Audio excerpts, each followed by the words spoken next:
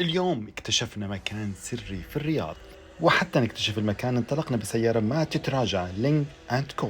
تحركنا من قلب الرياض باتجاه طريق صحراوي غامض ما تعرف وين نهايته. نتقدم حتى نكتشف الطريق، واكتشفنا انه الطريق كلها صخور ورمال ومنعطفات تبرد القلب. هون بتبان قوة المحرك وعزم السيارة ودفعها الرباعي اللي يخليك تمشي بثقة على أي نوع من أنواع التضاريس. حتى الطرق الوعرة ثباتها كان مذهل. ارتفاع السيارة على الأرض كان عالي حتى كانت تمتص كل حجر ومطب، وما تحس نهائيا بأي نوع من أنواع التضاريس، كأنها بتقول كمل والطريق علي. ومع كل كيلومتر قربنا من المكان السري حتى انفتح قدامنا المشهد، حافة العالم ومنظر يخليك توقف تنصدم وتبتسم بنفس اللحظة. المكان كان خرافي، روعة روعة روعة ولا غلطة، والمشهد مخيف بكل معنى الكلمة.